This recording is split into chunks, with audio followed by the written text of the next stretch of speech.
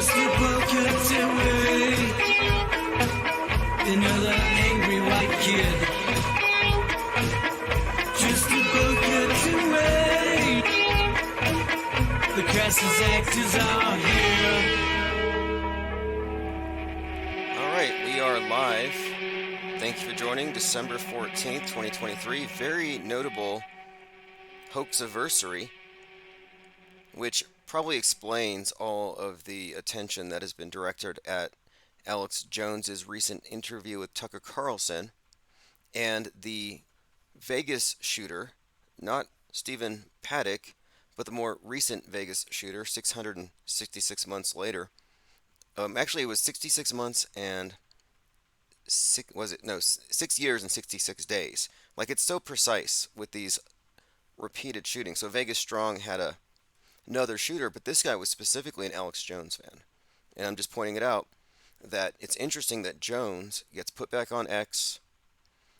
He's referenced by a mass shooter as we reach the anniversary of the you-know-what shooting, which is really, if you think about it, if you really know what's going on here, it's really just one of the biggest trees in the forest of lies.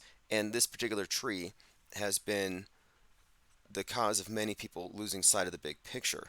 And Jones has been offered as a sacrifice, a canary in the coal mine. But in reality, all he did is he distracted the truth movement from the Psy War and had them focus on one individual psyop, which he flipped on at the end anyway.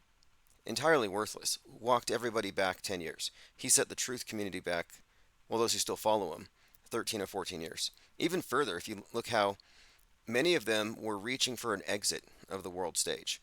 That's where I started. And they got led right to the voting booth.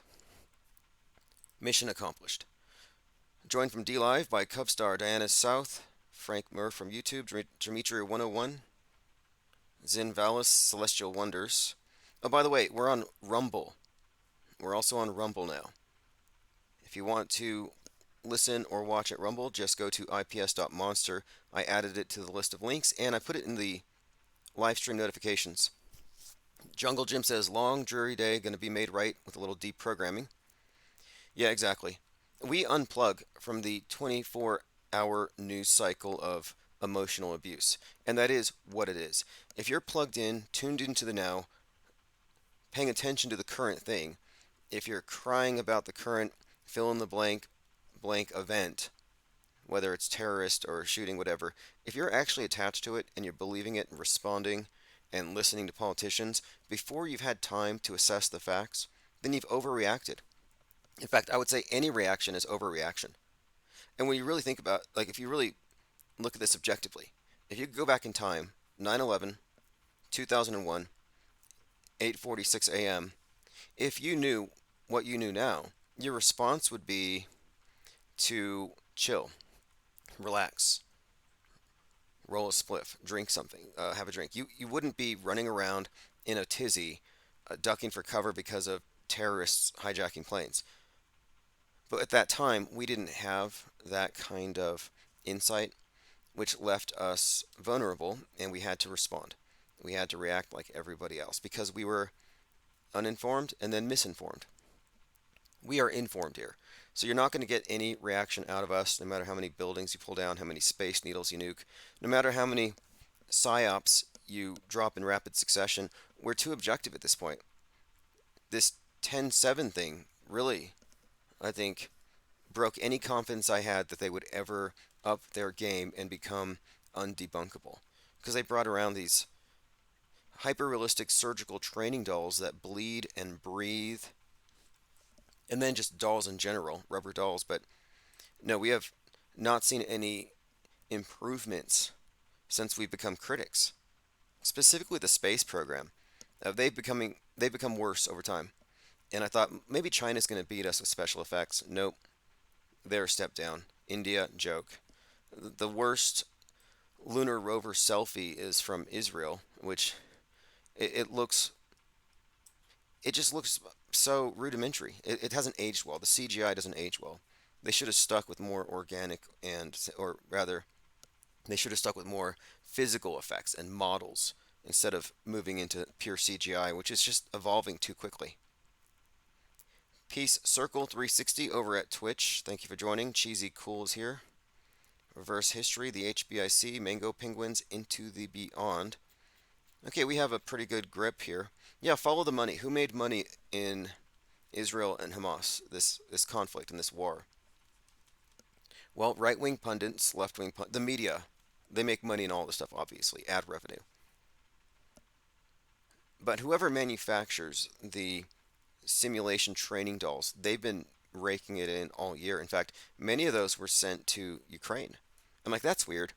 You're going out there to conduct, a war. Why do you need simulated dead bodies? The HBIC says closed captioning now available on Twitch. Will you make it available on your stream, Tim? Yes, I can actually go on over there right now to Twitch, and I can turn the volume off, and I can put that on the screen, and I think it would give us, here we go, live closed captioning. Someone sent me a link to an app that you add on to your Twitch, and so let me go ahead and turn that on.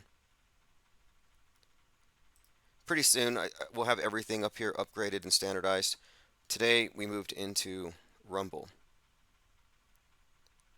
Okay, I think I can make this work. I'm not sure if you're seeing it yet, but I'll have it. I'll have everything optimized. I'll put this in my notes. If I don't get it to work this second, I will get it to work next time. Okay, here we go. Show CC text. There's just a little button there that you toggle. And I think any minute now we should start seeing closed captioning. Now, there's a few reasons why I want to use Rumble. YouTube's not reliable at all, obviously, as long-term storage. Twitch has taken us down. We were deleted from Twitch because of the Buffalo shooter, who was radicalized on Discord. And as I said before, Discord was a honeypot. They made you think that you had a place where you could have your alternative thoughts, and no, they just used that to infiltrate after they studied you, bring you down by setting up mass shootings targeting your groups. In fact, I used to spend a lot of time on Discord in chat, and I kind of miss that. I miss being able to sit around and talk and go into detail about the stuff. But it's just the fact of it is, you go into a room in Discord and you're going to have a mix of people who are dropping information designed to get you censored. And it's hard to say it's not intentional. So, for example, anybody still touting anti-vax talking points, all they're doing is they're condemning your channel. They're guaranteeing that you'll be censored. Same thing with the neo-Nazi stuff. We need better dog whistles, I suppose. But that's a Twitch thing. I mean, sorry, that's a Discord thing. It doesn't happen on Gilded. Okay, I'll work on the closed captioning later. But you can go over to Penguinati at Twitch as another place to listen and watch, and that will give you the live stream closed captioning. Now, I do want to get back into the voice chat because the IPS Insider is going into production, and I am going to start needing to be able to converse with a lot of the people who are going to be involved in the distribution. Not to mention in IPR deep dives. This is kind of inside baseball stuff we don't want to talk about live, but we have various areas of research and various ways of finding information, and we're working on a number of concurrent documentary type, basically, or mini documentary stories, what I'm calling IPR deep dives. We take the penguin as a symbol of the fringe, because we are the cutting fringe, the furthermost edge. You just keep going south, go as far as you can, eventually you'll reach the penguins. If anybody knows, it's them. Additionally, the emperor penguins are the deepest diving of all birds, which is sort of emblematic of our deep dives, what we have proposed for the future as far as the different stories that we're going deeper than the usual truthers, who generally do everything remote. Remote mud flutters typify this trend. You can't do archaeology remotely. You have to be there. Various facets of the penguin, though, are worth bringing up, like the raft, obviously. Here we are floating in the sea of irrelevance. And if you weren't rafted together with a few dozen, few hundred, but maybe a few dozen, maybe at a minimum, people who are on the same sheet, you would be lost. Even though you know what's fake, what's real, you wouldn't have enough people aggregating information. We need this think tank if we're going to maintain our status as informed. I'm not relying on the misinformed for information anymore. I don't take any red pills. I don't follow any hopium trails. Yes, I watched Leave the World Behind. I reviewed it and we discussed it extensively, but there's always more to talk about. For example, the Matthew Perry stuff has been very interesting as of late. And Julia Roberts even said it was something of a coincidental tribute to him. And interestingly, they dated at one point, and her birthday is his death day. There's a few other things about it, though, that are definitely worth mentioning. The subtext of the 1619 White Lion, the 1619 Project, CRT versus MAGA, and 1776 is all implied. And of course, just the fact that it's Obama has a lot of people deconstructing it, looking at it very suspect. And then there's another AG film that's called Civil War coming out in the spring that seems like a follow up to Leave the World Behind. Leave the World Behind was very ham fisted with its predictive programming and its messaging. Like they had Obey NASA, two t shirts side by side. The other guy's wearing a Bikini Kill t shirt, which we had inferred it's going to be something about nukes. And he's wearing the shirt, and one person says to him, or he says to someone, my son could sleep through an atom bomb while wearing that shirt. The movie was, for anybody who's into predictive programming and looking at movies as examples of what they're foreshadowing, it's a perfect example. It's even clearer than white noise. And we were mocked for this. People like Mike Rothschild were mocking, quote, conspiracy theorists for saying that this is predictive programming. And it's like, what do you mean? How can you mock this? The fact of it is, the movie comes out, and then we have reports of China infiltrating cyber infrastructure, hacking. The movie has a very prominent scene where all the Teslas, the automatic Teslas, block all the roads, block all the freeways. And I thought that was a jab at Musk. We talked about this. But then just yesterday, they put out these recalls for all of the Teslas having to do with the automatic drive features. And the whole point of it is this happened just as the movie's reaching mass audiences. I wouldn't call that predictive programming, but what you would call that is a fake news tie-in to the programming. It's too integrated, but it's concurrent. It's real time, and I can point to numerous examples of Netflix releases corresponding with news as though they're somehow prophets, psychic. How do they know? How do they know what's going to be on that day? And it's too perfect. And it's not just Netflix, it's movie releases, it's everything.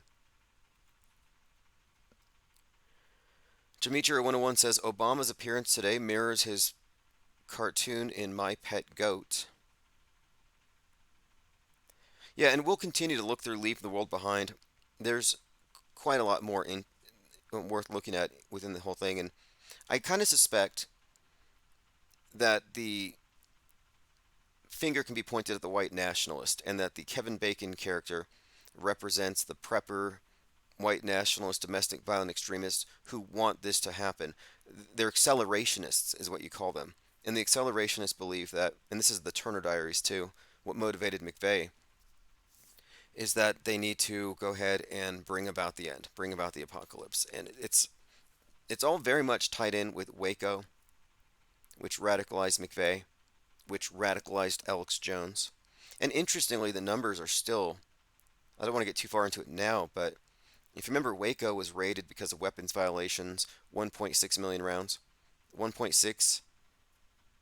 Jones gets radicalized there. Jones is the face of 1/6, January 6th. And then Jones just gets reinstated on Twitter and he goes from 850,000 followers to 1.6 million. I can point to many examples of how intricately coded all these stories are, which again indicates it's all news bent. It's all fake. It's all scripted and staged.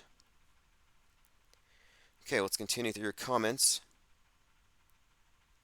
Skyfish says, really, Obama fulfilled the I pet goat scene. I want to take a look, and there's something else too. His chef drowning, so the drowning thing is kind of a reoccurring theme here. Matthew Perry's story is from earlier, and there are just too many examples of his references to Batman. And the Batman movies are always integrated in the big psyops, always. The biggest one of all, COVID. And Christopher Nolan did Oppenheimer. So the next big one, the next spectacle, because COVID was not a spectacle. Not unless you count people face planting in Wuhan. But that was very limited. It was nothing like 9/11. It didn't transfix people the way that did. And whatever they're going to do with the simulated nuke, whether it's underwater and a tidal wave takes out Seattle, whatever they do, it's going to be a spectacle this time around. Dominic Spiato says, Enter the Stars did a decode on iPet Goat 2 this morning with Obozo. I'll check it out. I like Enter the Stars' channel. Alright, let's see what we have here in my notes. Now, the topic of predictive programming itself has become sort of mainstream. The top alt-right voices and influencers are all using it. Jack Posobiec, among others, are saying, this is predictive programming, pointing at the movie. This happened with White Noise and East Palestine, Ohio's train derailment. But the difference then, and maybe it'll be the same here, but then it was not really productive. It didn't lead people to say, well, the news is fake. It led people to think it's an eerie coincidence or it was planned. So they were planning to derail the train. The built-in assumption is that the train actually derailed, intentionally or not, that it was an accident, that there were dead fish, that fish died because of East Palestine.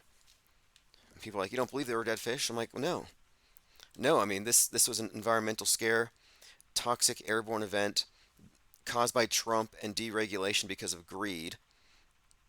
Ohio, the heart of it all, America had a heart attack because of its clogged arteries, clogged by what? Greed, deregulation, unsustainable free market.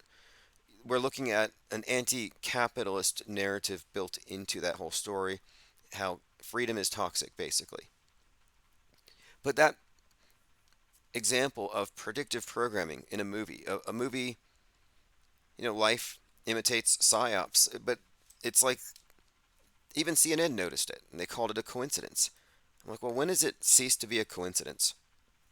At what point can someone like Mike Rothschild recognize that he's foolish, that he's deliberately ignoring facts because it doesn't fit within his blinkered worldview? He's got his nose pressed up against the screen. He's a MSM, mediated massified mind. That's his frame of reference. So we can pile on example of predictive programming, concurrent programming, the lack of any meaningful boundary between entertainment and news. But the people who think news is news and entertainment is entertainment, they don't make the connection. They have been compartmentalized. They have walls up in their minds, and that's pretty much how this whole thing works. What we're doing with this off-world stage perspective is we are breaking down those walls and seeing it for what it is, analyzing it objectively. But what we're doing is potentially damaging to their mass mind control mechanism. That's what it looks like to me, because you have this political horseshoe, which is designed to capture any free thinkers, any discerners, any person of conscience. It's meant to catch anybody who wakes up. And if they lean left, they go woke. If they lean right, they go red pill. But they don't escape. What we're doing these days, specifically this channel, but what is represented by other channels as well, Fakeologist and many other people calling stuff fake, it's a divergence from the red pill, from the political horseshoe. It's a breakaway, in a sense. And this breaking away recognizes that predictive programming is not there to tell us what's going to happen. It's not an indicator, oh, you need to buy ammo.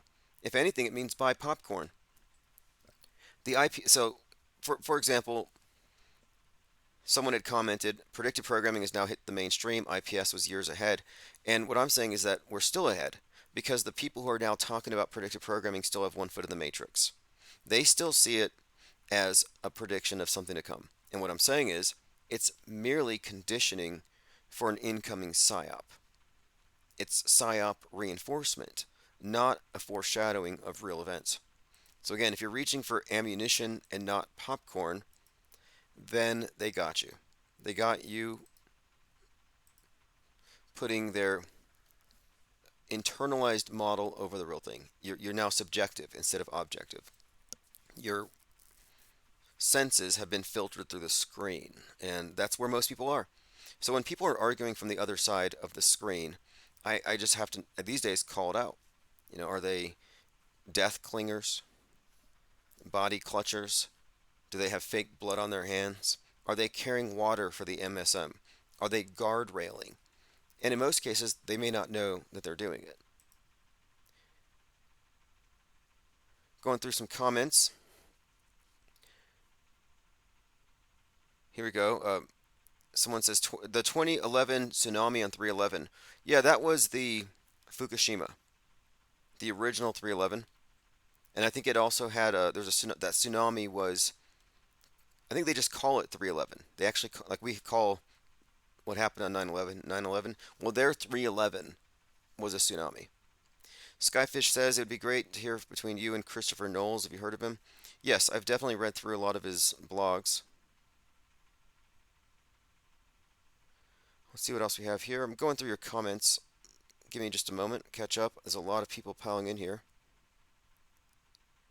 G33 says the park school thing. Yeah, that was a big reveal. The only thing you can really take out of it is that it let a lot of people see behind the scenes, and it led to a lot of discoveries. Jim Fetzer tells the whole story. Alex Jones is a distraction agent who prevented people from seeing the big picture, where they think, okay, well, this one might be fake, but then Parkland was real. It's like, no, you don't get it. With Sandy Hook, we looked at it with a different frame of reference, and it wasn't merely MK Ultra mind control. A different perspective on it. In other words, something like that, you could say, categorically debunked all future similar events. It's as simple as that. It's a categorical debunking. I don't need to go event by event and question real or fake primarily. Now it's what's the political utility? What's the agenda? What's the subtext? And we've been consistently right in all of our breakdowns. Celestial Wonder says psyops become real things though. No, they don't. Or they haven't. I would say, where is my question? Like some people say, well, you can't say that they're all fake. Well, if you're willing to take that position, devil's advocate, you're going to step on the other side of the screen and advocate for that. Give me an example. Give me an example of one of these highly publicized events that has any evidence supporting it. I mean, I'm not in denial of death and violence and mayhem. We have many examples we can point to. You can go on Twitter and you can watch people kill each other over nothing. But that's way different from what you see on the news with these politicized events that specifically point at AR-15s. Why? It's because it's part of a manipulative dialectic. Guns versus needles. It's all mind control. They're never going to take your guns. That was always a hoax line. That was always a run for the hills panic button they would hit. Jones really started that, and they called it the turning point. You know, the Turner Diaries? It's about the turning point. I mean, ultimately, it's about when the government comes to take the guns, that's when the patriots rise up. Well, interestingly, getting back to Jones, when he was on Piers Morgan, he had said that the government purchased 1.6, there's that number again, 1.6 billion hollow point rounds. And he said 1776 will commence again if they try to take the guns. This has been a reoccurring theme. The idea that they're going to take the guns, and if they do, everybody's going to become a slave because the Second Amendment in America is the final bulwark. It's a firewall against global tyranny. And this has been kind of a talking point from the Jones crowd for some time. My point of it is they're never going to because they need the fear. The fear is part of the infrastructure of this thing. All right, let's see what else we have here. Joe says, Tim, do you lean left or right? Well, what do you mean by that? Because I'll say this, I'm not making an equivalency between woke and red pill. Woke is lost. Woke is married to government. Woke is fascist. Woke is the epitome of control freak authoritarians who want to lean on governmental power and weaponize it against individuals. But the problem with the red pill is that it's still aimed at the world stage. It's not seeking truth. It's not seeking to escape the mind control. It's engaging in partisan mind control. The red pill is just somebody who has figured out the blue pill is crap, but instead of stepping out of their false model, they adopt the anti. And the red pill and woke dynamic is being played upon expertly, and I don't fall into either of these two. But what I will say is that unlike the woke, at least the red pill are going in the right direction before they get scooped up by all these controlled opposition agents. This is why I'm so critical of certain conspiracy theories that I know are planted there to catch all drifting minds that don't go woke but go red pill. Like the whole chemtrail thing. The reason I constantly bring that up is that that is an umbrella conspiracy that gets you into all of the government approved limited hangouts, and it doesn't take you anywhere close to where we're going. You can't take red pills and end up where people are calling stuff fake, psyoped, written in advance, and deconstructing it at a metascript level. They won't go there. They have to play along. But I don't think I'm in the middle path either. And what I mean by that is the center, the middle, is on the fence and it's nowhere near the exit points. I think you have to just keep going past the far right. Like the right was going in the right direction, not trusting big government, not trusting big media, looking at individual rights, individual liberty first, making that the basis for everything. But then they stopped because they got caught up in the drama versus the deep state and they fell behind God Emperor Trump and put their faith in government. They should have kept going. And that's what Q did. The Q movement scooped up a lot of people who were recognizing what it actually means that mass media is doing psyops on behalf of government. And instead of reaching the appropriate conclusion, many of them got scooped back in. We saw it happen. Flat Sabbath says politics is one big blue pill. Absolutely. And I would add to that, with politics being a big blue pill, that the current trend, blaming Jews for everything, is a right-wing red pill version of critical race theory, which blames whites for everything. So what we saw with Leave the World Behind was a perspective on America that you would have with the critical race theory, the 1619 Project point of view, which has America's original sin being racism, and even though most people aren't racist now, there's still some things that are institutionalized that need to be undone. So it's very critical, but the main devil is white. And that's on the left. So if you go far left, whites did everything. Whiteness is the ultimate problem. But if you go on the far, far right, it's Jews. So I call them critical Jew theorists. And what I'm saying is critical race theory and critical Jew theory, red pill and woke, they're both part of the mainstream media ecosystem.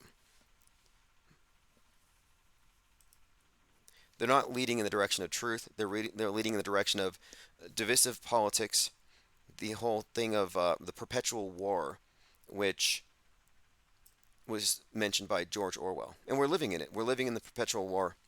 And the people who take sides are dupes. Skyfish says, like Glenn Beck, AJ, Rogan, Shapiro, Tucker, Fuentes, all the right-wing gatekeepers. And the further right ones are getting even deeper into what I'm calling MAGA Stan. The MAGA ban? Well, the MAGA Stanians, who are like Fuentes and others I could name, who are openly endorsing child brides and living off the grid. Which I'm not against living off the grid and returning to live on the farms or whatever you want to do it. I like it when people do what they believe is the right way and they lead by example. But I just think it's contrived. It's culture war BS. But it all ties into this dynamic with the Barbie feminism, trying to make every, and then toxic masculinity, of course. All masculinity is now toxic. I mean, you can't deny that there's a mind war, a culture war. It's all going on. But the idea that you can win it is kind of what I'm saying is fallacious. Not through politicians. I think you can win at the level of the individual. You don't get off the grid by joining a cult or a political movement or running for the hills. And then you have to live in a sort of a survivalist state. I think getting off the grid is actually philosophical. I think it's a mental break when you pull the screen off your eyes. And it's a big deal. The level of brainwashing is so immersive that nobody can see it. It's like Truman in The Truman Show. He was a fool for his entire life. Lied to, gaslit, mind controlled into adopting a false persona, didn't know who he really was. And that's pretty much where we are at collectively. And it's so pervasive, it's so ubiquitous that you can't really see it. Everybody's equally brainwashed and immersed in it. I call it the lie world order for a reason. And the believers at the bottom are just followers of certain narratives that they find agreeable. But these stories, these worldviews they have, these belief systems are lies agreed upon, as history is. Media is lies agreed upon. So you find a lot of people who agree with you. Doesn't mean it's true. The media is, of course, a liar, but the anti media, or rather the counter, the alt media, it's alt lies. They can't arrive at truth.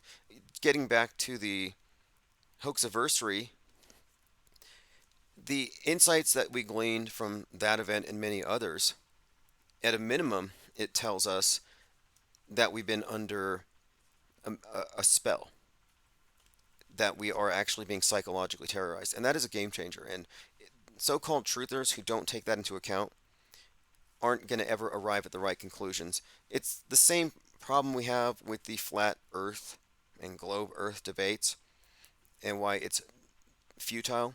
It's futile because the people who buy the official model are thinking that the conversation is merely about geography and science, when no, it's actually about manipulation, emotional, mental.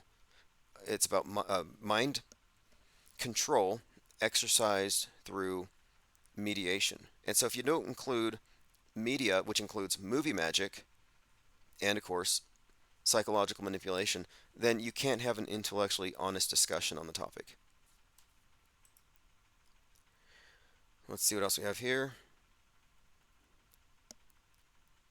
Now, some of you say you're not right, and I agree. You may not be right. You may not be in the political spectrum, but the way that this thing works, I'm not talking Democrat, Republican necessarily, but left and right has to do with your relationship to government. And the more married to government you are, the more attached to it you are, the more left you are. And so the way it works out is you can see it in how people take their positions. So left believes that government is your protector and the government is your God. So you don't need to protect your own house. You call somebody from the government to come do it because you don't need to do it yourself when it can protect you. Why do you need a Second Amendment? You don't need an immune system because the government can inject one for you. You see how that works? It's like you trust the government implicitly. You have open skin, open doors. You believe in open borders. It's a porous relationship. And the other side believes in self defense, their own immune system, bodily integrity, closed borders. So they have a very different relationship to power and to government. The needle wants to go through that border. That's I think the basis for anti-vax is actually it's about power, and they know subconsciously or consciously that this is a power grab. It's sort of like the TSA groping you. So I can understand that in principle. But again, so the further away from centralized power that you go, the more you would be, quote, right. But the Republicans are no longer even right. They're all they're it's the political horseshoe. It kind of bends back towards the center. Okay, let's see here. Skyfish says, how about Lynn Ertel and Fakeologist recalling Tucker being an anti 9/11 conspiracy theorist? Oh, yeah. Well, he's very shallow on his take on conspiracies. It's like aliens are real, and nobody's talking about that. That's about as deep as he goes. He's not a, quote, conspiracy theorist anyway. He's a fake populist. And there are many of them. And he would never go so far as to call fake fake. Like, I don't look at these individuals as leaders. I look at them to understand where the mind war is at, left and right and center. All right, Discord now explicitly bans misgendering and dead naming transgender people on the platform. Interesting. Now, what if somebody misgenders somebody who's not trans? Because that happens a lot. It says it looks like transphobes aren't going to be spewing on Discord. Okay, that's interesting. Discord is going to go this direction because this is where the transvestigation topic is going to be used as an excuse to shut down a lot of servers. I'm glad we kind of got past that in our server, mainly because it's not falsifiable. But it's interesting that Discord's making these moves.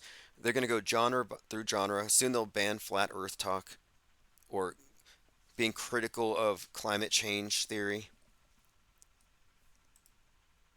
But look, that's how you know it's a trap. You have these ideas, and I'm not for censoring ideas. I'm for studying them, looking under every rock, finding out what you can, learning and moving on if there's nothing there, or digging deeper if there is. So I'm not for censoring at all.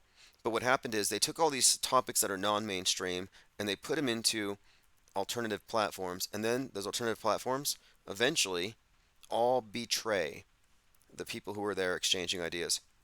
And I would really be disappointed if I was an anthropologist 100 years from now looking back thinking, I mean, there was a stage where a large group of people thought that all of the male politicians were women and vice versa. Let's try to get into their heads. And then you'd go and you'd find that all the books had been burned, all the servers had been burned. I mean, I think it's important to have wrong answers and to know how the wrong answers were arrived at so you could compare them to the right answers and recognize, hey, look, there's right and there's wrong. But what they do, and this is by design, they get rid of the wrong answers. So you only have the right answers, which means you don't need to critically think. You don't need to know why it's right, other than it was served to you by Big Brother, therefore it's right. See, they get rid of individual discernment and discrimination. They want to get rid of individual choice. I call it mind aids. They get rid of your mental immune system and you just catch whatever mind virus they send in your direction. By the way, Infinite Plane Radio is mind war inoculation. I don't think there's anyone who has been a part of this for any length of time that ever overreacts to anything in the news. I mean, my reaction when there's a mass shooting or a bombing or some kind of major development, it's more like, for me, it's like a new movie comes out in a series that I like or a new Netflix. It's like I have to say it's not boring for me. It's entertaining. And is it bad? No. I love the process of learning and coming to a greater understanding of how things work. And I'm willing to be proven wrong. Please prove me wrong. I told Timmy Osman this. He had called in and he said, "What are you going to do if you find out that the Earth is a ball? Are you going to be, you going to be ashamed? Are you going to, basically, are you going to go run and hide?" And I'm like, no, I would be very curious to learn how it all worked. I would have to reverse engineer it. That's what I would do. Geo Fior says, "What do you think about Tartaria? I haven't heard you speak on that topic. It's interesting but easily fake." Yeah, it's very interesting. The mud flood concept, or a flood, periodic resets. I think there may be something to it. I think there's something to the idea of periodic resets in order to maintain a knowledge disparity between the elite and the masses. And right now, and this was something talked about by Joseph Atwill on Fakeologist, we're going through what he considers to be, we're being regressed. He calls it an archaic revival. Like it's a mental mud flood. where the story of the mud flood is what I think is probably part of their MO, like revolution, and revolution with the purpose of course, destroying upward mobility, destroying leveling the playing field, but the people in control of it always maintain their elevated position. And right now we're going through a mental mud flood, a liquefaction of reality, what they would call active measures from the perspective of Russian intelligence, because it's an operation where I'm here speaking the truth, the absolute truth. Hey, guess what? Good news. Nobody died at this or that tragic event that you probably thought was real. Like, that's just true. Fill in the blank. It's true. But it's not going to matter to anybody because they don't have a context in which that makes sense. That's how deep we are in mal, mis, and disinformation by design. That's how deep the flood is. The mental mud flood. Now, is there going to be a real mud? When the story first came about, this idea, it was the first time I heard reset. Someone said, "Hey, have you heard about this reset? That a few hundred years ago there was some global catastrophe and everything burned down, was flooded out, and it was repopulated, and history was scrubbed and rewritten." And the first time I heard it, I thought, that's got to be preposterous. But then knowing how much they control the news right now, if something was done on that level when media was even more consolidated, it would be so easy to bury the past. So I think the idea of the mud flood is more like a metaphor.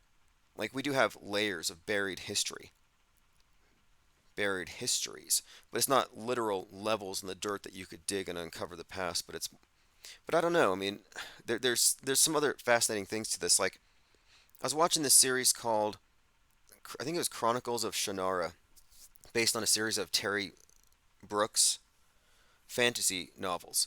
And there's this new one where it takes place in the future, but it looks like Lord of the Rings. You got trolls, you got orcs, elves, and they're in this lush forest. But it turns out one of them falls through the ground, another one follows him, and they end up in a 20th century ballroom.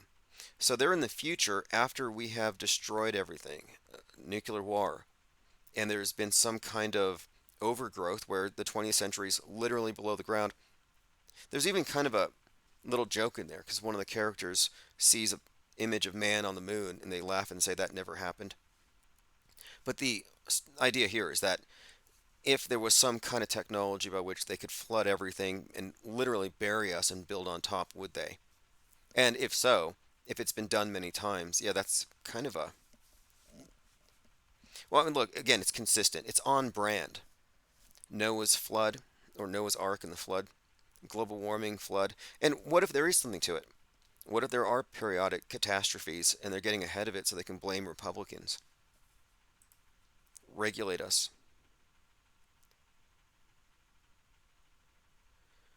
Let's see what else we have here. And now, look, there is more to it, the mud flood topic, because it points out certain things that seem to be indicative of a global catastrophe.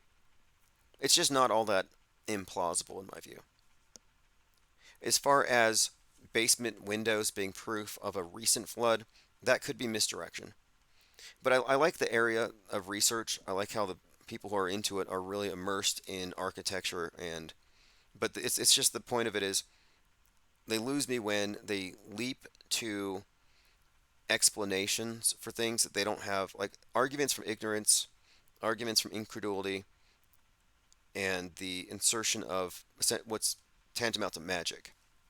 That's where I kind of stray.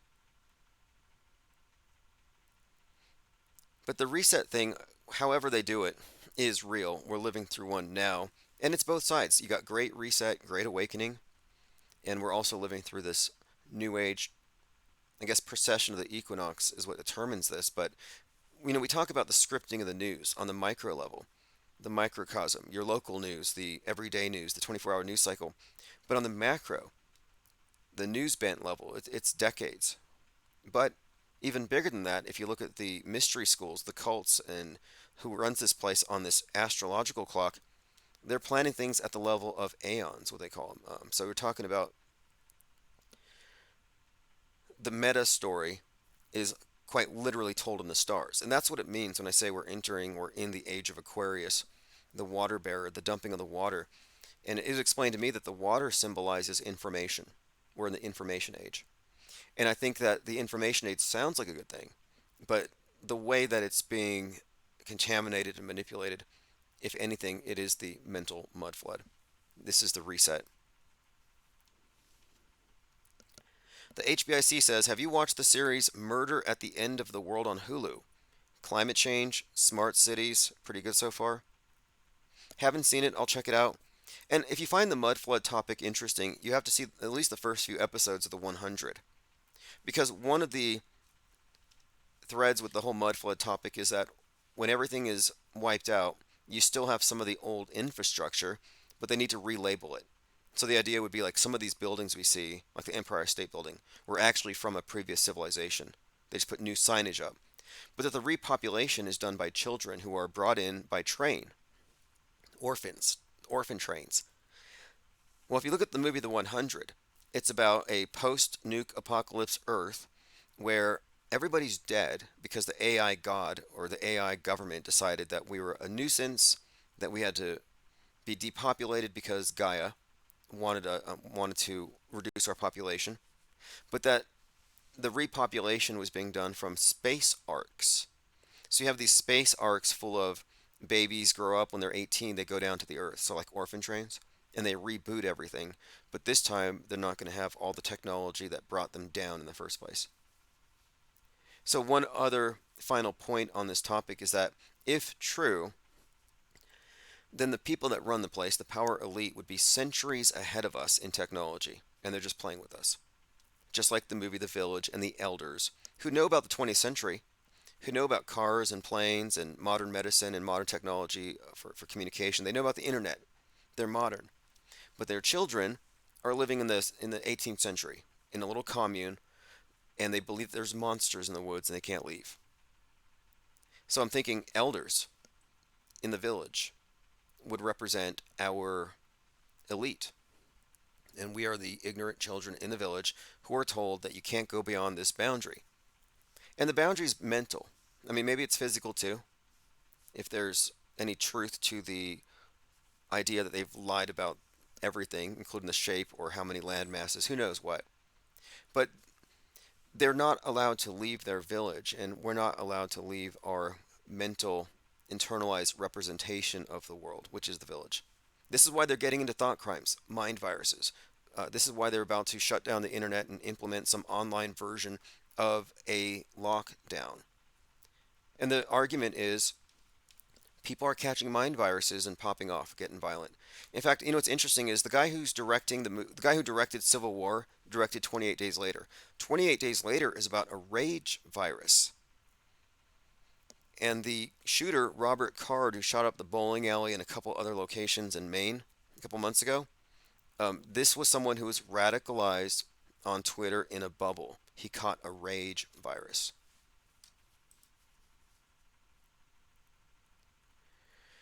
Okay, let's see. I'm going to continue through my comments. Violet pointed out something here.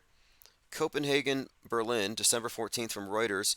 7 people, including 4 suspected Hamas members, were arrested in Denmark, Germany, and the Netherlands on suspicion of planning attacks on Jewish institutions in Europe, authorities in 3 countries said on Thursday. Now, this all must tie in, I think, to Disease X. And what I call Disease X is the mind virus, the rage virus, the hate virus that is being spread through Disease X. People are catching it and then they're reacting. And ever since Musk took over Twitter and turned it to X, we have seen an uptick on all this stuff. In fact, I think they said there was like a 9,000% increase in Pizzagate commentary because he said something about Pizzagate. But they're going to be able to point to Musk, to Ye, and to Alex Jones, to Andrew Tate. They're going to point to them and say, you cause whatever the next thing that happens that they use as a pretext for censoring everything. And I think it's going to be hate and racism, domestic violent extremists. Some Timothy McVeigh is going to do something because of the internet. So even though it's a political group destroying infrastructure for terroristic reasons, they're going to blame free speech. It wouldn't have happened if we had free speech. It's like that movie Equilibrium with Christian Bale, where they recognize that emotions, extreme emotions, are pretty much the cause of everything, including world wars. So they have to get rid of culture and art.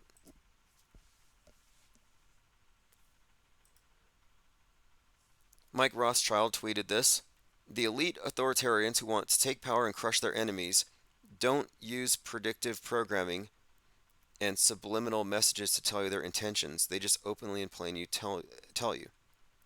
Yeah, that's because Trump said he wants to be a dictator. Now, he's been really, again, Mike Rothschild has been really critical of predictive programming. He's been really mocking the idea. But I think the reason why is he thinks that, like most truthers do, that it's a way of hinting that they're going to do something. Like you could say, hey, this is almost like the villain, the bad guy, telling his evil plans in advance, and you might be able to stop it or prevent it or find evidence that there actually is some build up towards this thing that's being hinted at in the movies. And that is not the case. Again, just to make it clear, the predictive programming is conditioning for fake news later. And they use this so you think the psyops are real because they're not going to be real. They're not predicting real events. So the Civil War movie, which is being talked about by many of these big influencers who are breaking down the Obama movie, Leave the World Behind, they're looking at Civil War as a follow-up. And I can see why. But Civil War, which comes out this spring, which means that if there is one, it won't happen until after the spring, because you don't have predictive programming for stuff that happens after the fact. That's why when I saw Oppenheimer was scheduled for the summer, I was like, oh, okay, we're not going to get nuked in 2023. But anyway, it's Alex Garland. He directed 28 Days Later, about a rage virus spread through the blood or saliva, highly contagious to the point where one drop is enough to infect a host. So in this case, it's one meme, one tweet, one unit of banned cultural information could be contagious and turn you into a mass shooter.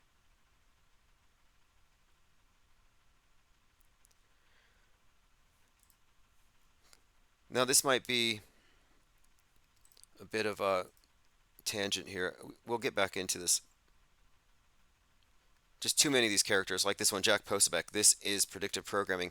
Look, there's no way these individuals can use that term accurately. They're misusing it on purpose, and it's concerted. I actually think it's targeting this. I think they realize, hey, there are people who are following it through to its logical conclusions, and they're escaping. We got to take the term predictive programming out of their hands and attach it to more paranoia. Get them buying ammunition. Don't let them think that they can sit back and have more popcorn. Because they're selling paranoia. That is their objective. Wayfair's also made a comeback. And I've been telling people that I'm a grown-up Wayfair child. My parents adopted me when they bought a filing cabinet from Wayfair and found me inside. I was lucky I was sent to good people and not, adrenochrome junkies. Okay, here we go. Mr. Oxbig did something that I think is great. I like doing this stuff. He made a video of an ISS crossing the moon.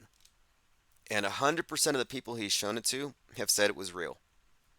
This is fantastic because it shows what we've been talking about here, the level of visual illiteracy, credulity. The fact that the people who are believers in outer space are believers in outer space. They're not knowers in this stuff. It's like a religious cult. So he shows them this video of the ISS crossing the moon. Now, does it look real?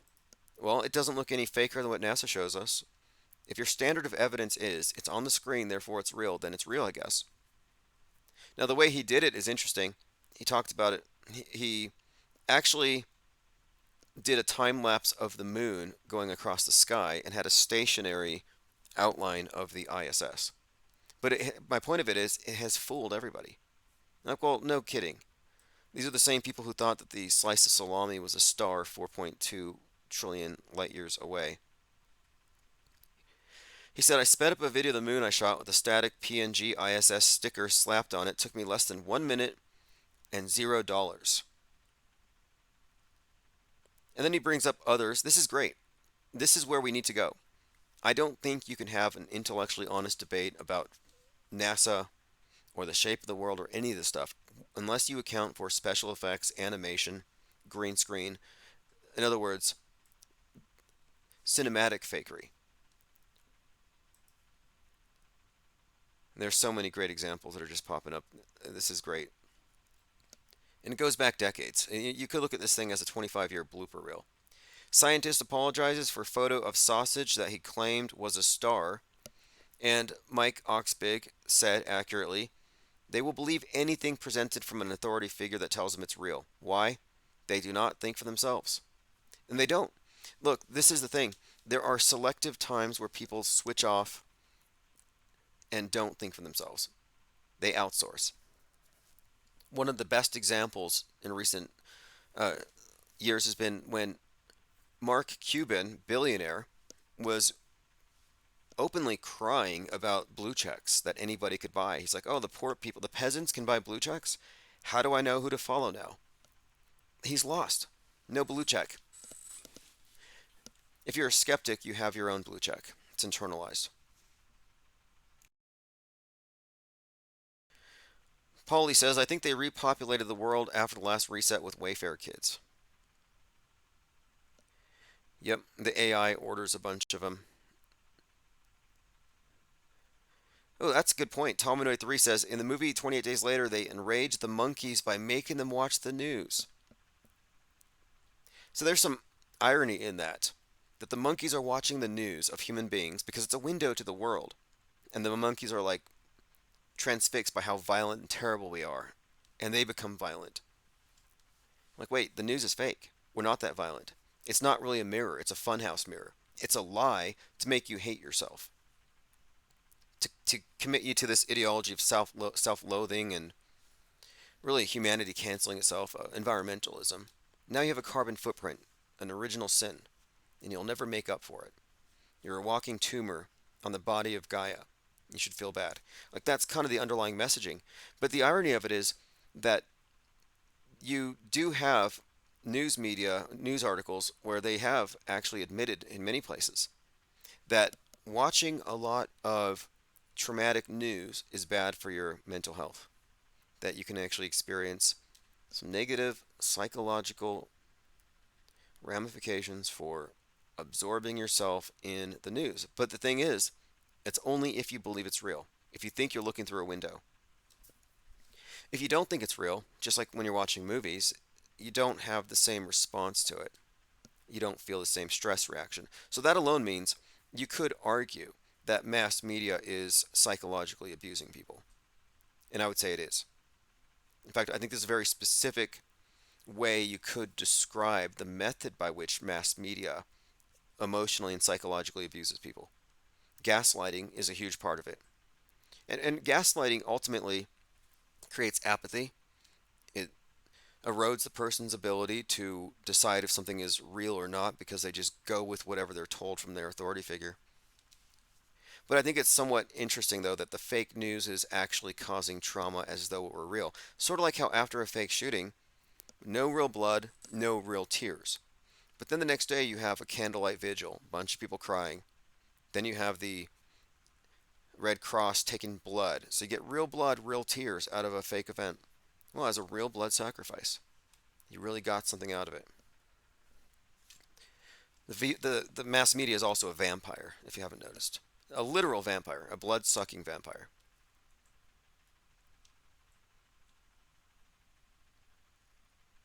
But again, we're kind of just in the big picture. What I'm saying here is that the masses they're in a state of constant emotional dysregulation by design. I call it the 24-hour news cycle of abuse on purpose, because as long as you're plugged into it, you're going to always be in reaction mode, always reacting.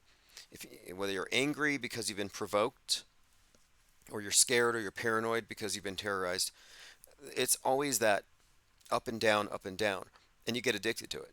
And people do get addicted to toxic relationships for the same thing, the same reason. I would say that the mass media is a drug. I call the red pill community the red pill addicts. Suggest a lot of them are actually menthol addicts at this point, menthol laced red pills.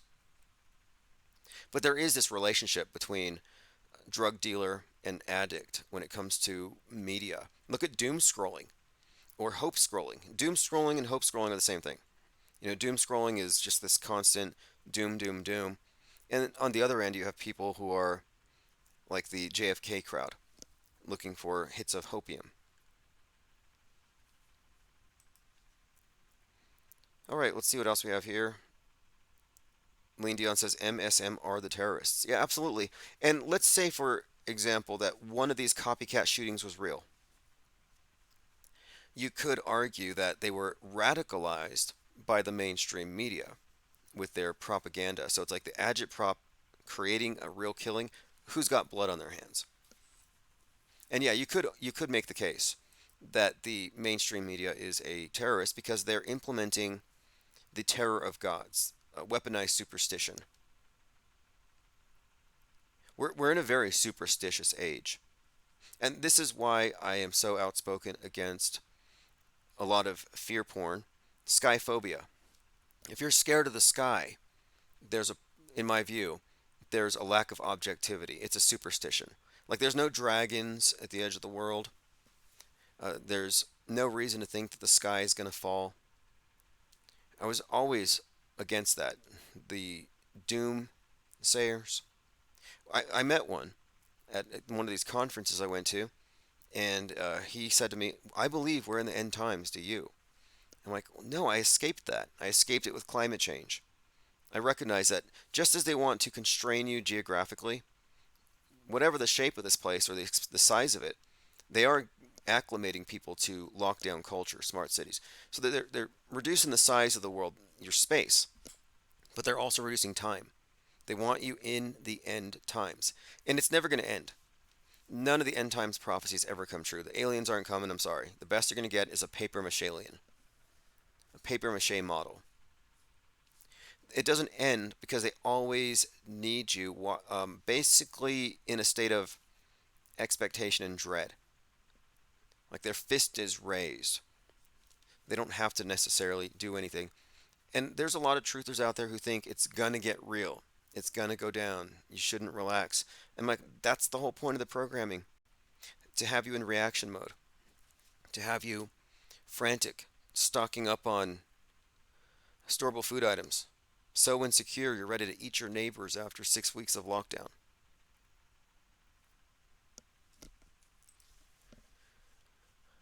Lean Dion says Tucker's media company logo is a red pill design. That's fine, they can have the red pills. The red pill manufacturer is the same manufacturer that gives us the blue pills. The difference is the red pill's harder stuff. Puts you into a nightmare if the dream doesn't contain you. If you're taking pills, you're still part of that dynamic of the believer and the priest. And that's the dynamic that I'm working hard to break here. Self-mediation. No need to outsource it. And yep, TCN, it's a red pill. Who knows, maybe eventually he'll talk about chemtrails. The HBSC says cortisol producing stress is unhealthy. That's what they want, more patients. Yeah, absolutely. And what we're doing has a long history. Because apparently things have always been the exact same. And the original skeptics, the original form of skepticism introduced by Pyrrho was about suspending judgment for the purpose of avoiding needless emotional entanglements and things that don't matter. And the end result would be what they call ataraxia. Ancient Greeks referred to this as unperturbedness, tranquility, a lucid state of equanimity characterized by ongoing freedom from distress and worry. Peace of mind, a state of serene calmness, untroubled by emotional disquiet, unterrorized, untriggerable. Who wouldn't want that? And you get that by unplugging from the 24/7 news cycle. And I don't mean putting your head in the sand, I don't mean tuning out. What we're doing is tuning in at a much deeper level. We're just not plugged in to the point where we're triggered. We have that distance, that objective distance, which doesn't exist outside of this. But this is the result of a stable philosophical posture. You see, you have some people who are selectively skeptics. They're like, yeah, I question 9/11. I question JFK. Okay, well, you're not a skeptic if you do it once in a while. The skepticism I'm speaking of is a permanent philosophical posture. You can look at it as socially distancing yourself from the screen or suspending judgment, giving yourself time before you believe. Because when you wait, then you don't have the fight or flight response. They're not actually triggering you. It's gray rocking is a term I've heard when you're dealing with people who are um, deliberately trying to get reactions out of people, dramatic type people, histrionics. One technique for getting them to cease to try to get any sort of reaction out of you is to just not react. And this technique of not reacting, in this impassiveness, it is, I think, a way of inoculating yourself against a few things. One, emotionally entangling yourself in a narrative that may not be based on facts, and you might realize later that you fell for something that wasn't true. Look at the people who overreacted to 10/7. Like I had said then, there was nobody in the world who wanted 40 dead babies to be real. They wanted a pile of dead babies that they could grandstand upon. Then Ben Shapiro.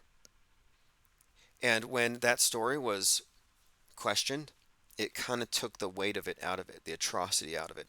Then you find out, oh, that was on the 33rd anniversary of the incubator baby hoax. So we had no reason to overreact to this horrible, atrocious story that had a lot of people in a tizzy. And not to mention, the people who didn't overreact were attacked by the people who did react for their underreaction. But all around, it's people reacting and reacting and reacting. To what? To something fake? Fake dead kids' lives don't matter. The HBIC says gray rocking is a great technique to use with narcissistic personality types. Yeah, and that would be any type of, even people who are just really drunk or belligerent. But yes, definitely people who are disordered in some way, who are attempting to elicit a response through emotional manipulation. Being in that gray rock state is what I'm saying is relevant with media, because the media uses all of the same emotional manipulative techniques that emotional abusers use. And it's by design. Like, I would argue that Big Brother is a narcissist. I released an ebook last month called Mass Media as Narcissistic Construct, because I think it goes a long way to explaining how it's used to exercise authority. It's all about the dynamic of the authority, the one-way communication, very Kafkaesque, and then those who are listening. It's a power dynamic that they established, where when you're staring at the screen, whether you're watching a game show, sports, or the news, you are giving Big Brother your attention and you're falling in line with a certain dynamic.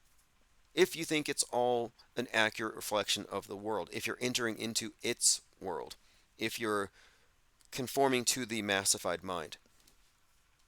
And note too, how are those who don't looked at? How are they looked at by mass media believers? Conspiracy theorists, haters, racists. They have all kinds of things they can throw at you if you don't conform, which is typical of religions. You're a non-believer. In fact, that's what I specifically say. Here, we are fomenting a culture of disbelief. And this is seen as a worrying trend and development by many in media. Like, oh, they're not believing us. Yeah. I'd rather know what's true than believe what you tell me is true because you're a liar. Like, why would I just blindly believe what you say? But the idea that we're not believers is what they find problematic. So this mental immunity project emerges, and I learned of them from a left-leaning podcast I heard on the Daily Beast, and they were saying, yeah, we're trying to educate people so they know what to believe. So it's not how to know what's real and fake, how to discern a logical fallacy, a lie, how not to be manipulated. No, they're not talking about how to teach people to be media literate. They're teaching people how to avoid the information they don't want them to believe. Because they don't want you exercising critical thinking. They don't want you to have your own mental immune system. The fact that they call it the Mental Immunity Project is a joke, and I think it's an attempt to co opt what we use here to describe what we're actually doing. As I said before, the MSM is all about giving people uh, a compromised mental immune system, MAIDS. And what's dangerous from their perspective about what we're doing is if you were to read the World Stage Deprogramming Guide or Autohoaxology 101, you wouldn't need to constantly listen to Infinite Plane Radio in order to process that information and from then on not be impacted by any fake news or propaganda or agitprop. You wouldn't need it because this is not a pill. This is not a source that is telling you what is real every step of the way. No, in fact, it's a methodology. Again, it's really a framework, a philosophical framework for not swallowing every single loaded question, every faulty premise. 737 says, I came here for the lulls, and now my kids sing Chief Crow. Yeah, we have so many great musicians and artists who have been a part of this think tank from the beginning. And it's going to be great. I think 2024 is going to be fantastic for all aspects of it. So, for example, I spent a good part of today working on the first issue of the IPS Insider, and it's a full tabloid, which I'll sell to the store and have it distributed through Amazon. But we are going to be distributing a free version of it, and the free version will be truncated. It'll be cheap. It'll be easy to disseminate, and it's going to be through my network of reporters. But one of the features is reviews of music or links to songs that we play here, interviews with the musicians, but with QR codes, so people who read the tabloid can download the content, whether it's a song, a podcast, or a PDF or art. So it's going to be reciprocal, both paper and digital, simultaneously existing in the Meetverse and Metaverse. Jennifer Reeve says, my YouTube picked Chief Crow as Album of the Year. Well, I'm looking forward to the publication because there are so many great, again, musicians and artists who deserve to be platformed. And that's one of the things about this thing, too. You throw away newspapers at the end of the day because it's no longer relevant. It's disposable. What we're doing isn't disposable. It's not tied to their timeline.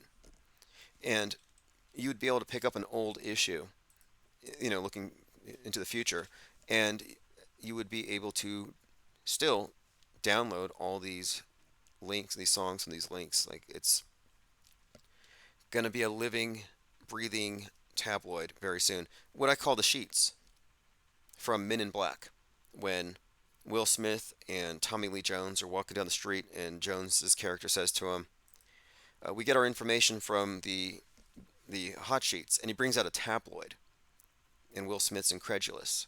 He's like, you get your news from the tabloids, and he's like, yeah, this is where. And the thing of it is, that's really how it's going to work. The IPS Insider may be a tabloid, but if you actually want to know what's going on, and it will look tabloid to people who don't know, it will be the newspaper of record for any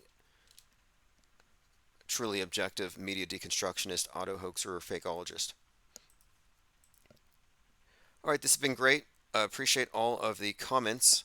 We'll be live tomorrow for the IPS morning deprogram. This morning we skipped, but I had to do some lawfare. This lawsuit is in their jurisdiction, in their right venue, suing Google, suing YouTube for 6 years of infringement and worse, and for their collaboration, wittingly or not, with our channel enemy. Well, they messaged me today, and they said I had to make a few changes. I had to combine the PDFs, and I had to change the case to, it's more complex, but I had to make a couple of changes, but other than that, everything's good. So just a confirmation. So very soon, we'll have some updates, and we'll work on getting YouTube, Google, and the other person served, which I don't think is going to be very difficult. But that's just one of the many things that's going to be happening in 2024 that I'm looking forward to. And all of you who have been awaiting books, I appreciate your patience. Originally, I held it back because out of the blue, we had a documentary crew out of Scandinavia who work for their equivalent of USA Today. They were doing a documentary on conspiracy theorists, and they were traveling across America, and they wanted to talk to people who knew something about flat Earth, and I had them here at the headquarters, showed them around town. We spoke for a few hours, spent the whole day together. That's going to come out very soon. And I don't know what the result's going to be. I know it's obviously going to turn me into a pariah. I don't expect the reactions to be positive, but that wasn't the point anyway. Never was the point. It was really to be an advertisement, because one of the things that they focused on in the office was the publishing wing of the IPS, including the textbook Autohoaxology and our tabloids. So I looked at that as an opportunity to advertise. And again, that's going to be, I don't have any inside information as to when it's going to be released, but I think it's going to likely be at the beginning of the year. Okay, this is Chief Crow. Space is fake AF. I think we covered a lot of stuff. I didn't get to one other thing. Somebody decapitated the statue of Satan. Here we go. And look, this is an example of how the right wing has fallen. They are no longer for free speech or free expression. They're the only ones who are, and they have reasons. They're being provoked with, groomer stuff, satanic stuff. They're being triggered into betraying their own values, because we have laws against obscenity. We have laws in place, but you have, like this, for example. This is such a great example of how they are being led into shooting themselves in the feet. It says here's a picture of it. So there was an altar that was set up at the State House. It had, I think it was a ram's head. But yes, a Christian, I think he was even a veteran. A fellow Christian and former military officer tore down and beheaded the Satan altar at the Iowa Capitol. Yeah, he took the head off of it. Satanic altar at the Iowa State Capitol has Republicans seething. Satanic Temple now reports vandalism of its display in the Iowa Capitol. Destroyed beyond repair. So it's like a metallic looking goat head.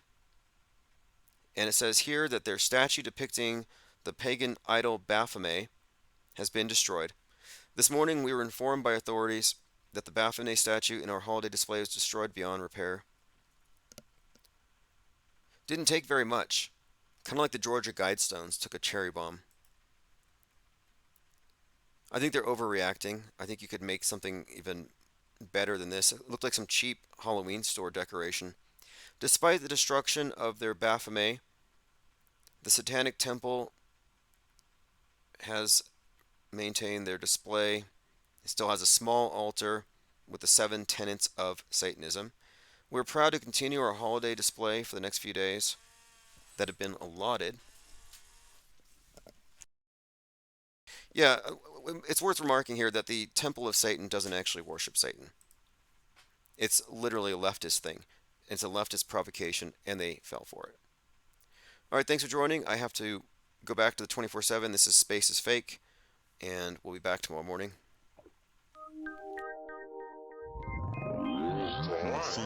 Because you can see the stars. Oh, yeah. We were never able to see stars from the lunar surface or on the daylight side of the moon. It's not black and white. I mean, it's black, but there's all kinds of polka dots. Space.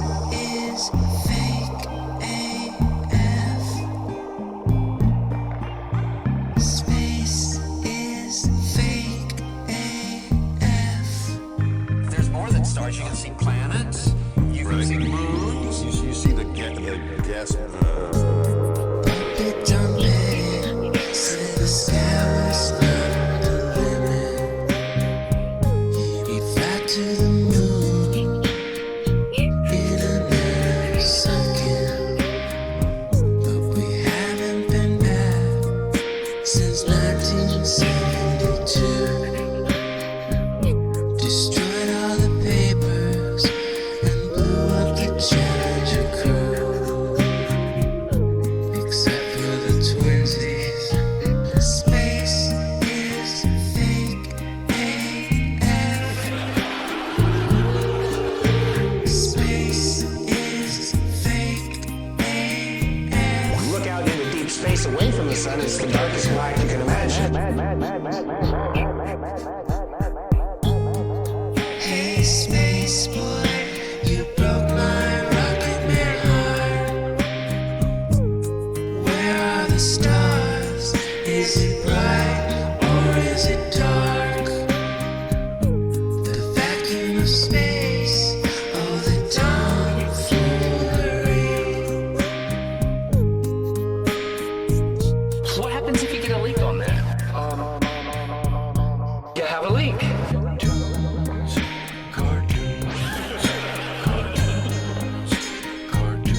Deep under my bubble.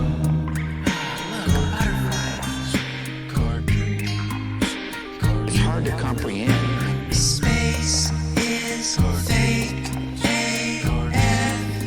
Two little bitty O-rings. Space is fake AF. Space is fake AF. I'll just start doing this. Space is fake AF. Research Eddie Bravo. Probably fake until proven real. Right, To assume it's real is a philosophical